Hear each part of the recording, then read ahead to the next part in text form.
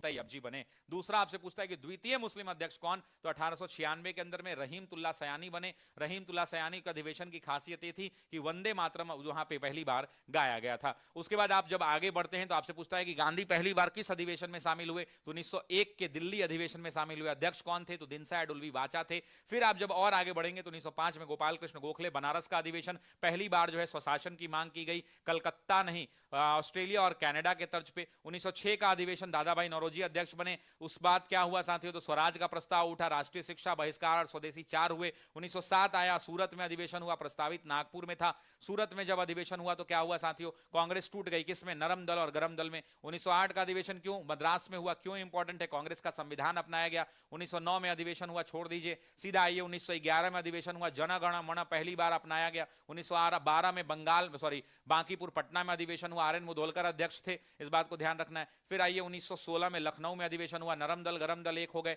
फिर आइए आप मुस्लिम लीग और कांग्रेस एक हो गई, पटना विश्वविद्यालय अधिनियम पारित किया गया, ये 3 बड़ी काम। राजकुमार शुक्ल पहले किसान बने जो वहां शामिल हुए। सरोजनी नायडू कांग्रेस में शामिल हुई, बाल गंगाधर पुनः वापसी हुई। ये सारे किससे आएंगे, 1916 के लखनऊ अधिवेशन से आएंगे। उसके बाद 1916 के बाद 1917 एनी बेसेंट अध्यक्ष बनी, कलकत्ता में अधिवेशन हुआ। उसके अंदर में सवाल क्या पूछे जाते हैं कि प्रथम महिला अध्यक्ष कौन, तो एनी बेसेंट। प्रथम भारतीय महिला अध्यक्ष तो कानपुर के अंदर में 1925 में सरोजनी नायडू बनी। उसके बाद फिर आगे बढ़ी, 1926 में गुवाहाटी में अधिवेशन हुआ, कौन अध्यक्ष बने, श्रीनिवास अयंगर अध्यक्ष बने। श्रीनिवास अयंगर का अधिवेशन क्यों इंपॉर्टेंट है, खादी का पहली बार कांग्रेसों के लिए जो है मैंडेटरी कर दिया गया। 1927 में क्या हुआ, साइमन कमीशन का विरोध का नारा लगाया गया, यूसुफ मेहर अली ने नारा लिखा, साइमन वापस जाओ, अध्यक्ष मद्रास में अधिवेशन हुआ, अध्यक्ष डॉक्टर एम ए अंसारी बने। 1929 के अंदर में लाहौर में अधिवेशन हुआ, जवाहरलाल नेहरू अध्यक्ष बने, पूर्ण स्वराज का प्रस्ताव पारित हुआ। उसके बाद 31 दिसंबर 1929 को रावी नदी के तट पर रात को 12 बजे तिरंगा झंडा फहराया गया। उसके बाद 26 जनवरी 1930 को पूर्ण स्वतंत्रता दिवस मनाया गया।